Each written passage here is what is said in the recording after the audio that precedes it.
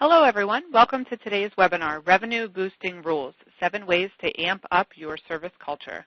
I'm Sarah Howland, Editor-in-Chief of Field Technologies, and I'll be moderating today's event. Today, Vidya Chadaga, Director of Product Marketing at ServiceMax, is going to share with you some incredible tips on how you can evolve your service culture to maximize revenue. After Vidya's presentation, we'll be holding a Q&A session so that you can pick her brain and ask her some questions, but you don't have to wait until then to input questions. Feel free to submit them as we go along. We'll get to as many as possible during the Q&A, and any that we aren't able to get to today, we will definitely follow up on after the event. Also, to give you a heads up, we are going to be asking you guys a couple of questions today during the presentation. These are going to be very quick poll questions that will just take a second, and they'll give us an idea of how your organizations relate to the material we're covering today. We'll also be sharing the responses with you so that you can get an idea of how you compare with your peers on the event as well. With that said, I'm going to turn it over to Vidya to begin today's session. Vidya? Thank you, Sarah. Welcome, everyone. Again, my name is Vidya Chadaga. I'm with ServiceMax, Director of Product Marketing. The webinar topic for today is exciting. It's new, it's fresh, it's around service culture, and I'm going to talk about the 7 ways to help you amp up your service culture.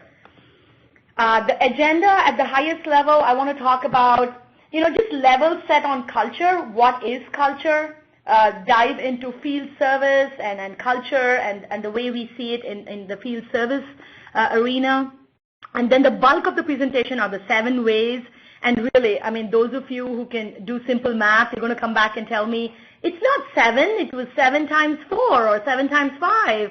There's a lot of tips, guys. So I hope you can stay with me for the entire presentation. I'm going to talk about the impact of service revenue, the impact of service culture on service revenue, and finally tie it all together and talk about how ServiceMax can help you achieve some of your business goals.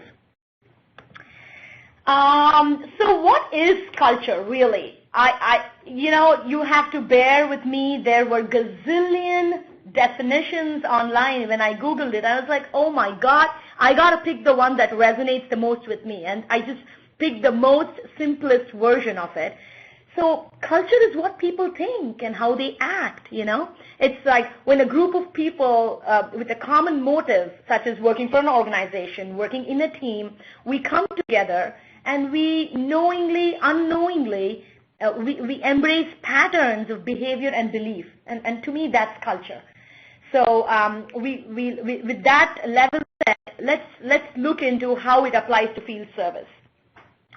Now, service culture is also about shaping a culture that is embraced by the entire service organization. Remember, obviously, the webinar is on field service and service, so I'm trying to bring it to field service. We have to, companies in field service are trying to ensure that the customer engagement is consistent. You're able to sustain this kind of service delivery throughout the life cycle, irrespective of who the presenter of the service is. I do have a poll coming up, but before that, let me tell you the first step to understanding your company's service business is try and figure out how it's different from the traditional product-related business and what factors into its success. You see this little polka-dotted egg in between here? For those of you who are wondering what the hell is that, it's about service differentiation, Service culture, it kind of feeds into the service differentiation and your service offerings, thereby driving brand differentiation. The cost-plus pricing model is gone. It's a thing of the past. In today's value-based pricing models of your services, you will see that service culture will play a significant role in commanding the right revenue and right margins. And in my mind, that's kind of the purple block there, service culture plus service and brand differentiation equals increase in service revenue. Sarah, let's do this. Let's open up the first poll and ask a question to our attendees here. Okay. So you should see a question popping up on your screen now. It's a very simple one, yes or no. And that question is just asking you your opinion on whether or not you think your service organization has a rich service culture. So if you don't mind taking a second to give us your answer, and we'll revisit the results in just a moment. And it's so interesting, Sarah. You know something? Here are some stats. 70%, studies have shown that 70% of customers will stop doing business with a company after just one bad experience. It's crazy, but it's true. And 81% of people will pay more for a superior customer experience. So it's just amazing how companies can change both your top line and your bottom line with respect to changing the culture, having the right culture, driving the service revenue. For example, if you're improving customer experience and service innovation, it'll drive up your top line. And if you're looking at improving operational excellence and driving the day-to-day planning, it'll shoot up your bottom line. And overall, your P&L statement will see an increase in revenue and net margins. And Sarah, do we have the results back? We sure do. So it looks like about 67% of the audience would say yes, they do have a rich service culture, and 33% say no. So they're probably looking for ways to improve it. Awesome. I mean, this is, and even the 67% who say they have a rich service culture may find a thing or two to get out of this webinar. I'm excited to hear that you believe you have a strong service culture, because I feel like that's the first step towards success. And those of us who think there's room for improvement, well, you're in the right place. So Sarah, you're able to see my next screen, right? Okay. Yep. Good. Awesome. Thank you. So folks on the call, I've put together 7 ways you can change, extend, evolve, incorporate some cultural changes into your service organization that will help you drive an enriching service behavior in your organization. Aren't these the fun pictures? I just love them. I'm sure those of you looking at it are wondering, why do I have ants on my screen? Well, you'll soon know. The first way is to sell proactively, right? The times have changed. The tie and the suit memo is not just for the sales guys anymore, right? After sales service activities range not only from basic installation to spare parts management and repairs, but it extends well into selling sophisticated upgrades and retrofits. I mean, even extends into providing consulting services, right? And so leverage being this trusted advisor. Your techs are already there. They are there at the point of service, at the customer site, representing your brand and your company. Leverage it. Think and act. Let them think and act like a sales guy. And technicians really are the best sales guys. Guess why? Because they've conquered the biggest battle. They know your product inside out, right? They just need the extra push, the right aid. They need the correct support to transform a service visit to an effective after-service sales. You know, it's pretty interesting how I'm using the term after-service sales. We've always heard after-sales service. So if you think of the cycle, you've sold a product, you think about service. And now you've gone to service.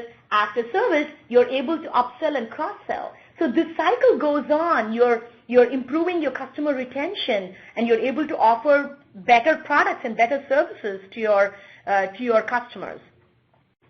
Shift the hiring strategy, right? Obviously, you guys know who have hired technicians in the recent past that hiring profiles are changing.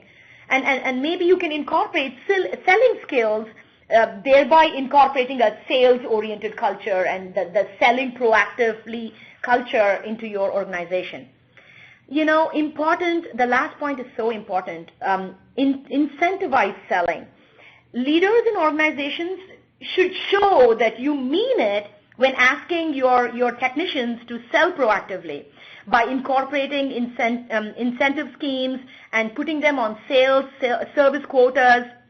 You know, just as an example, an innovative approach that one of our customers has done is to be able to they've categorized their service technicians according to, their sales dispositions. So those with a high affinity for sales, guys who are good in pitching or are an extrovert or have the sales training, they are sent on calls for that has an upsell potential, and are given the primary responsibility for sales service process. So that's a huge tip. And obviously, selling proactively, you will see dramatic outcome. The guys who have the quota, they can upsell and cross-sell. Customer stickiness improves. Your retention rates, your renewal rates improve. Annual value of off-contract service revenue will go up as well. Not just off-contract, even bringing in newer service contracts. You're standing in the living room or in fixing something for your customer. Your technician can say, ma'am, you're into the 7th year of the warranty. It's just available for another 6 months, but you are a customer today. If you buy a new product, which is an exciting new, it's got all the bells and whistles, we'll give you a $500 discount. I mean, why not? Here you are telling me that this is going to happen. I would trust you and I would buy it from you. Next, this is like the holy grail today, right? Everybody's talking about technology and advancements. Hopefully you won't shoot me for also mentioning it. It's just a trend. I mean, field service is now riding the mobile wave, right? Technology has proven itself. It stood the test of time. People have adopted these devices in their business life, in their personal life. And needless to say, our lives are interconnected. Whether you are at home working, at work, not working, well, you know what I mean. It's kind of interconnected. And happy technicians are productive technicians. You give your technician access and liberty, let them load up Angry Birds and Fruit Ninja on their smart device. Guess what? Their kids are going to kill them if something happens to the mobile device. The company doesn't have to do anything. Kids want to play with these games once daddy comes back home. They want to view pictures once mommy comes back home. They want to make sure that this device that traditionally was thought of as, it's not rugged enough for a field technician is wrong. It's incorrect. And don't forget, you're accepting younger workforce like we spoke about in the first tip. These younger workforce, the team is used to these smart devices and technology advancements. So why not embrace it so it becomes a part of your culture?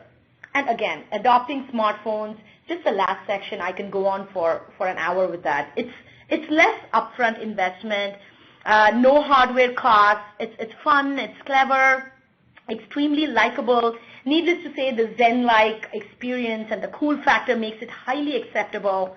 Think about the brand image. We've experienced it in our personal lives. You have a cable guy come up, he pulls out an iPad and he's able to look up stuff and solve it for you right there, instead of coming back again the next day to fix it because he doesn't have the right part or whatever. Think about a medical device manufacturing company. The technician is right there in the hospital. If he finds something that he's not able to fix or is looking to see if he has a relevant part in his trunk, all this with technology advancements is so much simpler. And you no longer have to keep customers waiting ask them to wait for 4 hours for an appointment time. They are demanding exact appointment times. Their patience level is diminishing by the day. And technology obviously delights customers. A faster response time, you're exceeding SLA times. Think about the first-time fix rate. The first-time fix rate is a big one, guys, because not just are you saving money for your organization, you're also saving money for the customer. If you're not going back to fix the same problem, you're saving them time and money. And your technician can move on to the next job. It just comes with its benefits. Giving the technician the right skills, the right parts, making sure that he has the aid of the tools with him, the right technology tools with him, makes him knowledgeable. He's never the lone wolf out there. And again, fast and accurate billing is a big one, and I think I have that in my next slide too, so I'll pass that section. Collaborating in the field. Collaborating in the field is crowdsourcing is such a it's a term that's not well liked by people. It's like, oh my God, why would I want to crowdsource this? Mine is a very unique business, right?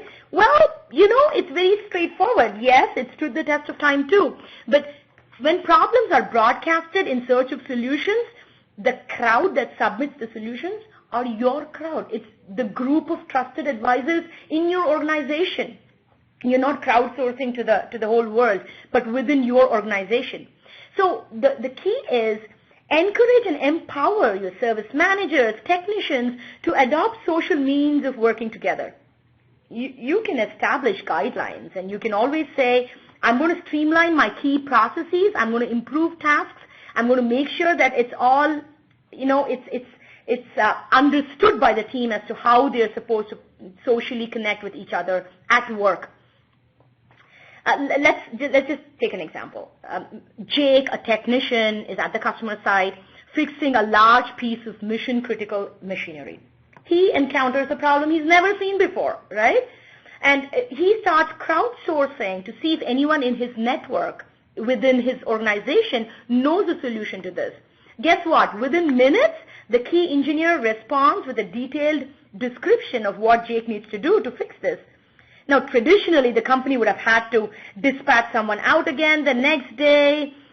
Jake not only successfully avoided a second truck roll to the customer, but the customer himself was thrilled that the fix provided was so effective in the first visit.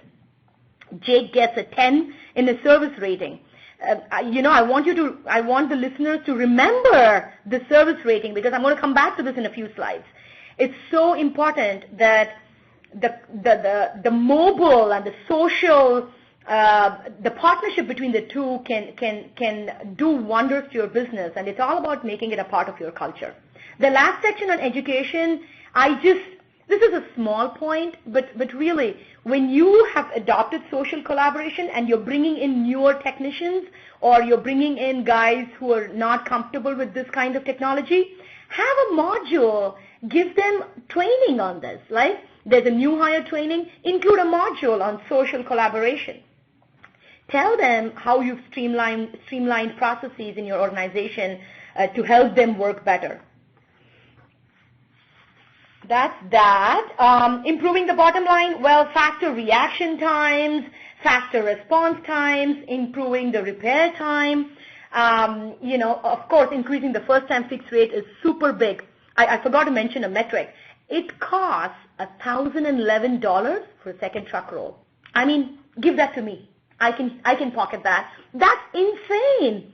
Wouldn't you want to increase your first-time fix rates?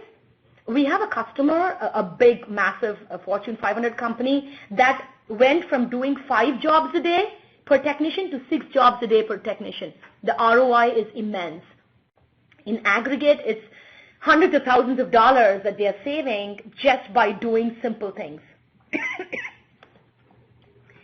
Next one is about communication. I mean, needless to say, it's so key. So many of us have issues with lack of communication, and this field service is not alien to it.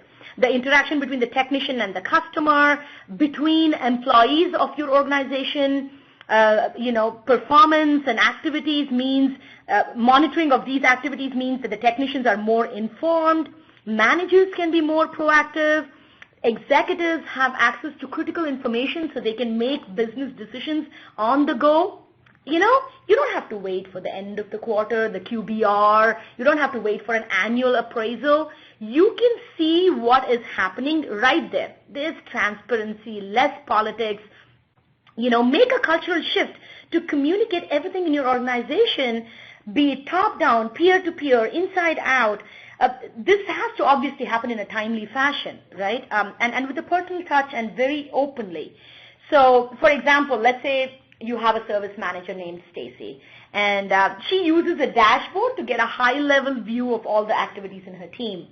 She's able to communicate when the service cases get closed and opened. She knows where her technicians are getting stuck and how they can collaborate with each other. She can jump on escalations. She can handle escalations. She's aware of service activities and doesn't have to wait till the end of the quarter. She can even give kudos to people who've done a good job right there. Similarly, a CEO, a VP of service, can look at all the service activities in real time and get an insight into the health of the organization. Again, externally is no different, guys. You have partner portals, you have customer portals. Make sure that the customer is plugged in. He's never surprised. What happened to my order, right? Is something being shipped? What happened to what's the status of my case? Everything is visible to the customer, anywhere, anytime. Partner visibility too. You've got tons of partners, or maybe just one or two. But then you having visibility into their state of affairs is just as critical. I wish there was a poll and I could ask you why. Well, it's critical because they represent your brand. They represent you at the customer side. So you want to make sure that you're able to communicate freely and openly on a timely manner so that you're able to bring about improvements in the bottom line, right? Faster time to respond. Hey, Mr. Partner, something's not happening right. Why is it taking so long? You're avoiding warranty leakage. You're making sure that your customer is on top of things because he has visibility into his stuff. And again, internally, needless to say, I gave you a couple of examples. So all this is going to help result in time savings, faster collections, thereby pocketing more revenue.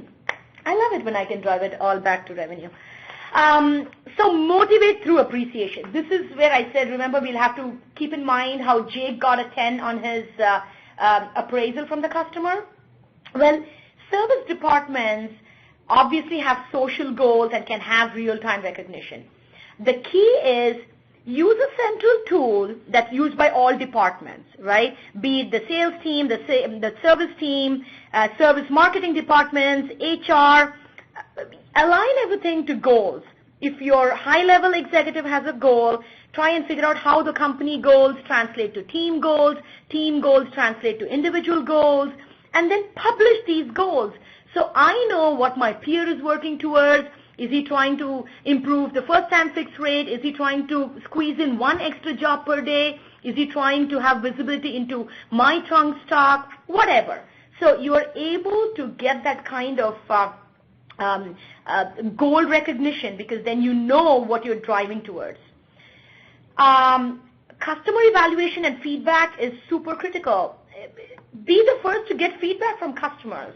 Let's say you capture feedback from customers on how your technician performed in the service visit. Now you can do so many things to increase this customer satisfaction. You can have a monthly contest around this.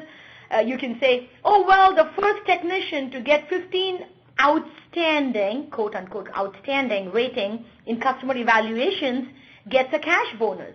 You can say, you know what, if you are able to complete one extra job per day for 10 days in a month or sold $100,000 in unplanned service contracts or whatever, you can socially appreciate his work. It has a ripple effect.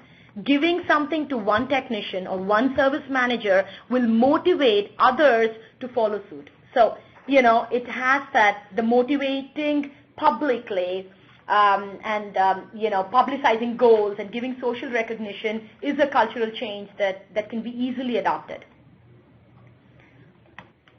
Working with cross-functional teams, this is a mouthful, really. I'll try and break it down, what I mean by those ants moving in one direction. But companies have great manpower in different departments. It's a given. Irrespective of the size of the company, mid-sized company, large enterprises, Fortune 500s, you all have great resources spread out in different departments. And the teams are fragmented. Engineering is building something. Marketing is messaging it its own way. Sales is doing a different thing. Operations is doing one thing. HR is looking in a different direction.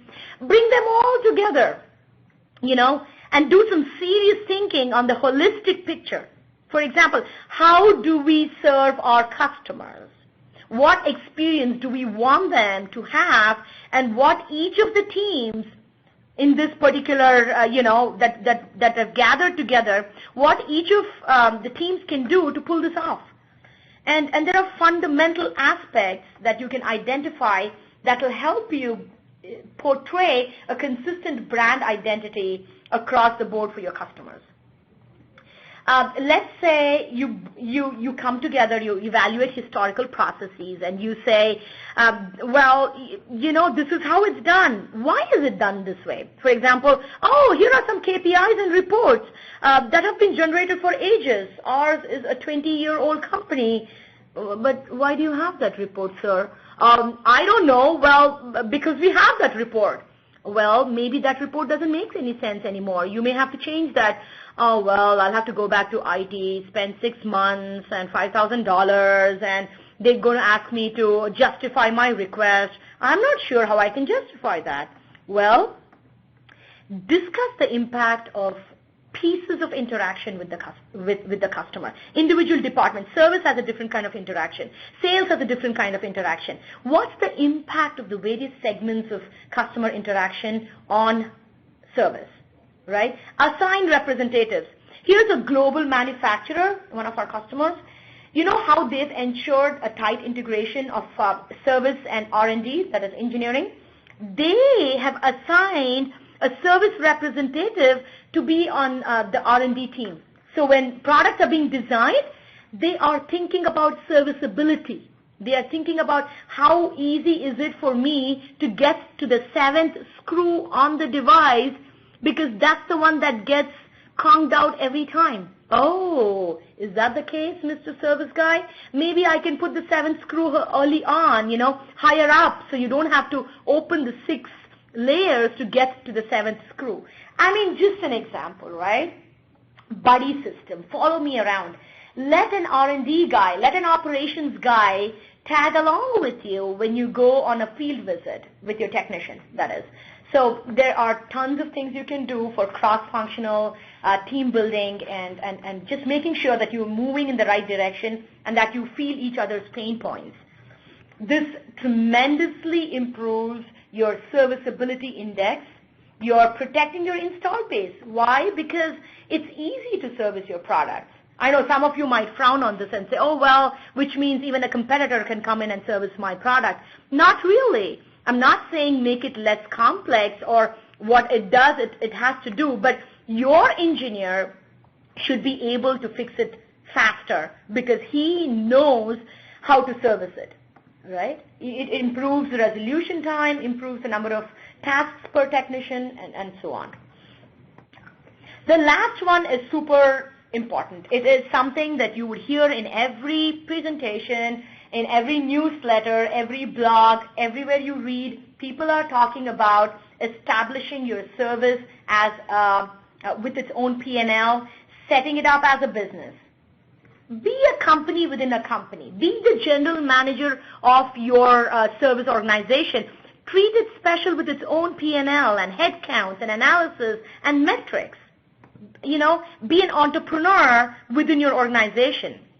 And when you start having discussions as to how you want to set up your service organization, you will be faced with 3 options. First, set it up as a profit center. Second, set it up as a cost center. And thirdly, you can maybe integrate your service business with the new product business. And please go with the first option, which is establish your service as a profit center, because now you can. You remember all the first 6 tips? You can take a quota for service contracts. You can upsell. You can cross-sell. Soon you would be able to stand up and say, I bring so much revenue to the organization. There's a large medical device manufacturer who recently, the VP of service recently told me that he was the last. It's a 23,000 employee company, and his organization is about 8,000 employees big. And he was like, I was the last to present in annual meetings. And now, because I have P&L, I have my own sales team, I have my own marketing team, and of course I have a service team, I am the first to present, and I have numbers. It just goes to show what the shift of mentality is and where it's heading. And surely, good service doesn't mean free service. We all know that you don't want to give away free service, right? It's not good for your business. Once you have set up as a profit center, you would not give away free service. You would make sure that you track the parts, you track the warranty leakage, you track the technician time, and you're tracking the first time fix rate. thereby improving your business and driving more revenue. I mean, it all comes together. Service Factory is, again, we just coined this term. It's about defining and standardizing certain processes. When you know there are repeatable service elements, standardize it so that there are no surprises, and no matter who from your organization is going and representing your company, the Service Factory is going to spew out the same process to follow. I like that.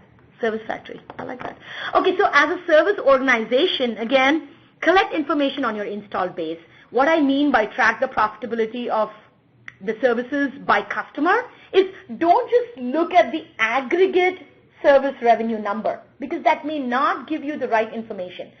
Go by customer. Try to find out if 90% of your revenues is coming from your top 5 customers. That's actually not a very good sign. Because, I mean, if something happens to one customer, then you've lost 20% of the 90% of service revenues, and that's not good. So track that kind of profitability as well. And that's a cultural change, because you're so used to, first off, not looking at it as a profit center. Secondly, not drilling deeper into the stats by customer. Lastly is service intelligence. Think about how you can use and massage the data you have. There's data overflow. There's useless data overflow, right? Start building actionable plans. Try to see how you can go out of the KPI world into insights. Don't just stop at KPIs, right? Try to draw insights that will help you get to newer markets, that will help you validate why you've established your service as a business. And finally, the impact on top line is big. The 360-degree view of the customer, it's amazing that when you talk about top line, you start thinking about customer retention, customer stickiness. You're thinking about the NPI scores, the Net Promoter scores, and so on. And, overall, this will just help you improve your service revenues. I think this slide is just like in one shot telling you the 7 ways to amp up your service culture. We've spoken about selling proactively, embracing technology advancements, collaborating socially in the field, communicating inside out, motivating through appreciation, working with cross-functional teams, and finally service as a business. And Sarah, I feel like this is the right time to bring out our second poll question. Okay, that sounds great. And all we're asking here, you should see that question popping up.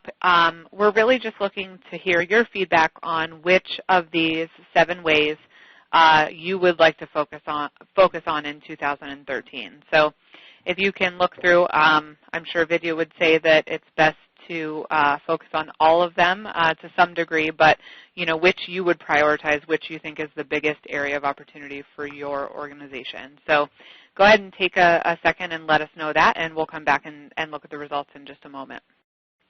Yeah, and I was, think about 2013, really short term. Hopefully the 7 times 5, like the smaller details in each of these ways gave you ideas that would apply to your organization. And you're like, you know what, I'm going to sound smart today when I send an email today or this week and talk about, hey, a small tweak in our service culture. I attended a webinar and I was intrigued by what I heard. I feel like we can come up with a short-term plan for doing something in this regard that would ultimately help you bring more service revenue. Vidya, I think we have some early results we can at least talk about. And it looks like the biggest category would be selling proactively, with about 41% or so of the audience. The next largest would be communicating inside and out. Mm-hmm. I'm sorry, I take that back. The second largest would be service as a business, and then communicating inside and out. So it looks like those are the top 3, and then the rest are pretty evenly distributed. Okay, and it's interesting because 1 and 7, selling proactively and setting up your service as a business, kind of go hand in hand.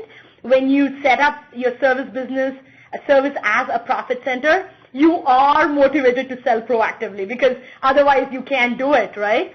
That's just fantastic. I'm so glad that the audience is with me and we're able to understand each other.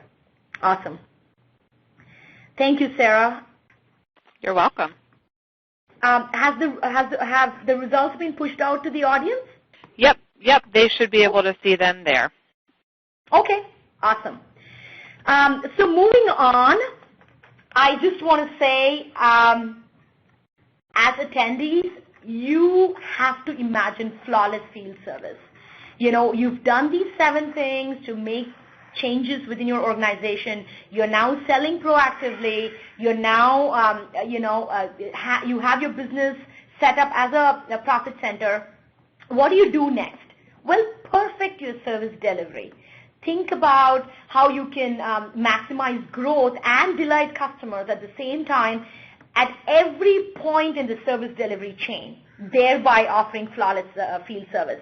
I wish I had the slide on it, but what I mean is right from the time your call center agent or the guy who picks up whether you get a customer case through a portal or they call it in, however you've gotten this request, right from that very first customer touch point to the very last where the technician is gone, he's repaired, he's en route, he's at the customer site, he's repaired the equipment or the machinery, he's now heading back, he's gotten a sign off, there's this one-click close of the work order. This entire service delivery chain, think about how you can perfect it, because that will help you offer flawless field service to your customers.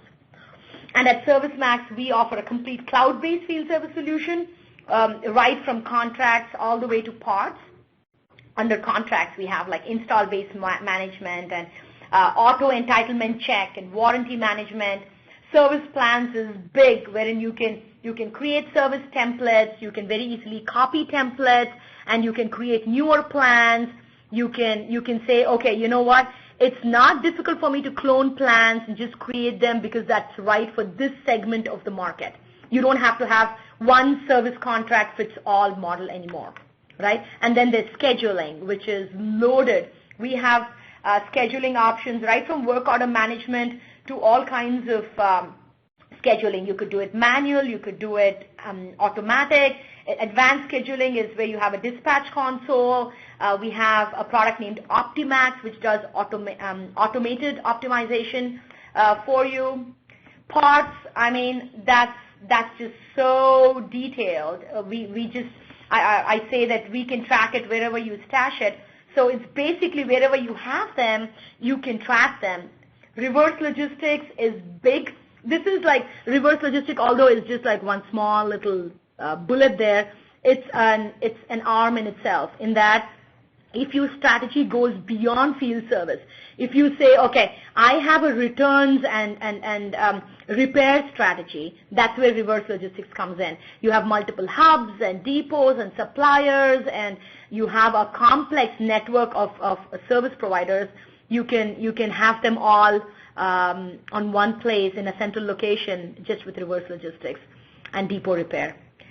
Social collaboration, again, I have a slide on that, so I won't go into details, but it's what we said about collaboration, right? When you want to be able to collaborate in the field, social service pulse from ServiceMax is a great tool that helps you provide this kind of an offering. Then we have portals. Portals is uber big. I mean, it's about customers, giving access to customers in the same look and feel. So they go to your website and they have this little customer login. They can log in. They can look at service that was provided in the past. If it's a B2B customer, they have all the historical information. People come and go at your customer site, but this history is still maintained. That's pretty important for companies. Partner portal, again, irrespective of whether you have one partner or many, or it also doesn't matter whether this partner has you as the one single partner or has like many other partners. How do you get this partner's mind share?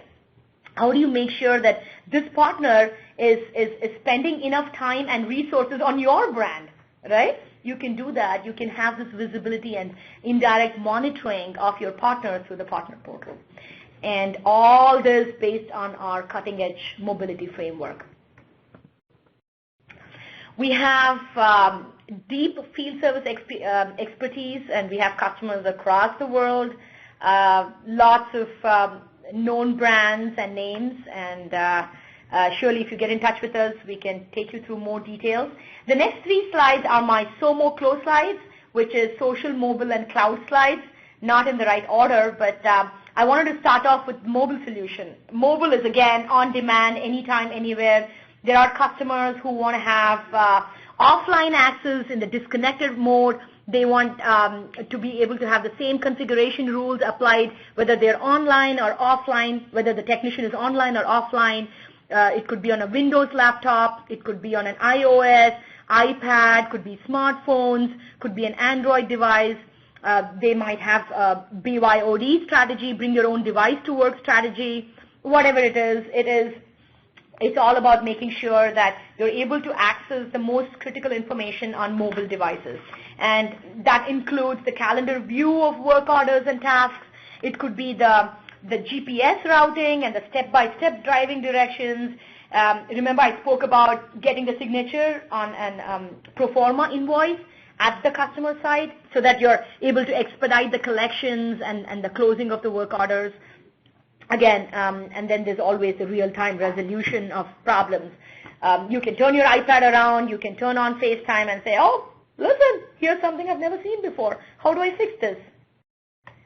Then, of course, we have social, which is, remember, not Facebook. It's not to talk about what you're doing for the July 4th weekend or pictures of your dogs, but, it's about really solving customer issues. It's about delighting your customers. We've got Service Pulse, which is around collaboration, making sure that you have access to tribal knowledge, be it videos, documents, proposals, whatever be it. It's all stored in the cloud, and you can access it on your mobile device and display it using the social solution. Product Pulse, just one sentence, it's about remote device monitoring. It's about the product telling you, hello, I'm down. I mean, the product can raise an alert even before the customer knows that this particular CPR machine is down, Really super cool. And last but not the least is the cloud part of SOMO Clo, wherein ServiceMax is natively built on Force.com from Salesforce.com. And as you can see in this little picture, we extend Service Cloud into field service. So Service Cloud has got knowledge management and self-service and call center and everything. And ServiceMax brings field service piece to the Service Cloud, thereby making the Service Cloud complete. We are built, again, on Force.com. Oh, this is super cool. We surveyed our customers in January of this year, or January of 2013, and this is what they told us. I mean, this slide speaks for itself. It is, this is the average across numbers, a 14% average increase in service revenue across the board. You can imagine 14% is a large number, and for those of you who are looking to sell proactively, are looking to establish your organization as a profit center, this is going to be big. Driving down costs too, and decreasing the average time to repair. All that is super critical, and these are real numbers. I think 51 of our customers, for those of you who want the sample data size, it's 51. And, you can try all of this for free. You can sign up for a free trial at ServiceMax.com. We have a brand new website that we launched, and you have tons of stuff there. You see this little screenshot of the ROI calculator? Go and plug it in yourself, and you can download a personalized report for free. Everything's free on the website. You can look at customer testimonials. You can look at our upcoming events, past webinars. We have a webinar coming up next month on BYOD. All that information is on the website. And finally, this rarely happens, by the way. I think this is the first webinar where I've had a chance to present a white paper ahead of the game. So basically all that I said today is curated into a white paper already. So just go to ServiceMax.com, go to resources, and you can find tons of white paper, including this one. And it's pretty cool. Print it out, share it with your colleagues, with your management, and that's it. Oh my God, 47 minutes. I can't believe I spoke for that continuously, but it was great. I see that I had the audience with me all the time. I totally appreciate that. You can reach out to me directly at vidya.chadaga@servicemax.com. Find me on Twitter or LinkedIn. It's Vidya PC, Peter Charlie. And Sarah, I think it's time to open up for any questions that we may have. That sounds great, Vidya. Okay, so we have a few questions here, and the first one is, so we have a couple questions that we already have in to get started with, but please, this is the time if you want to pick Vidya's brain to go ahead and enter your questions in. The first one we have, though, Vidya, is it says, do you need to be a Salesforce.com customer to use ServiceMax? That's a great question. I think when I said we are built on Force.com, this might have come across as being a requirement. The answer is no. You don't have to be a Salesforce.com customer to use ServiceMax. We are built on Force.com, and we've OEM'd the required objects and required technical stuff to run ServiceMax. So you don't need it. Okay, great. That's good to know and good for folks to know. Here's one that isn't a question, rather a compliment, and it says, great energy and presentation on relevant and doable action items. So good job, Vidya. Yay. I like that. Yeah. Thank you.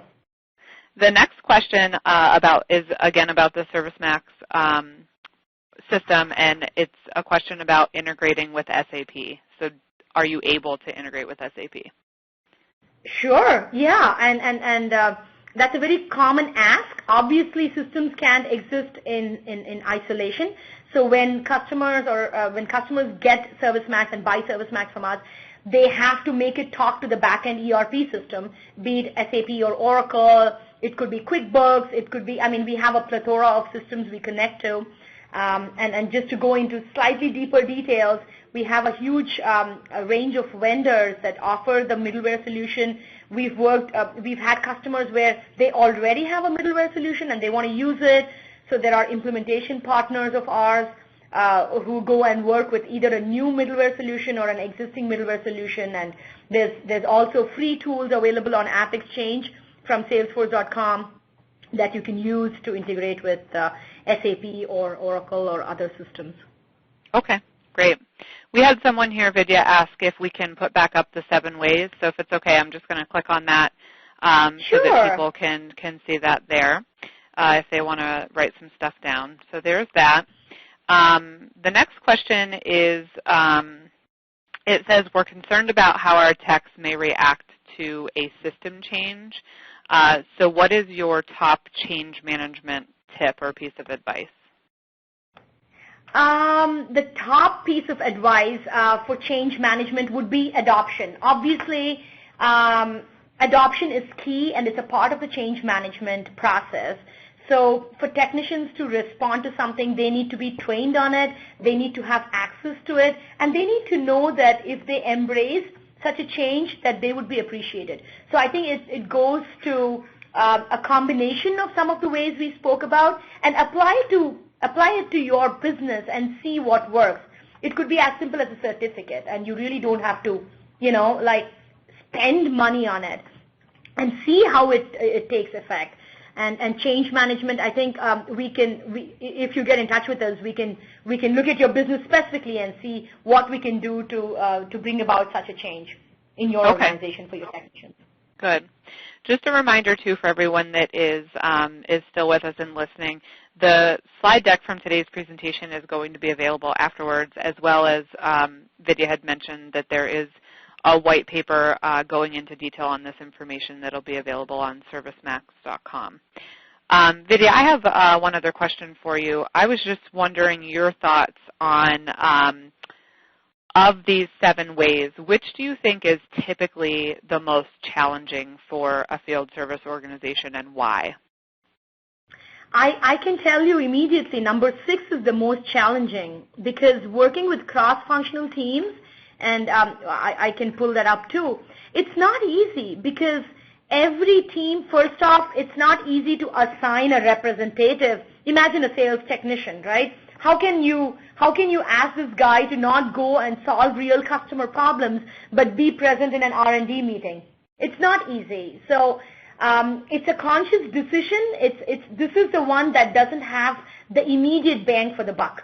It is something that has to be incorporated over a period of time.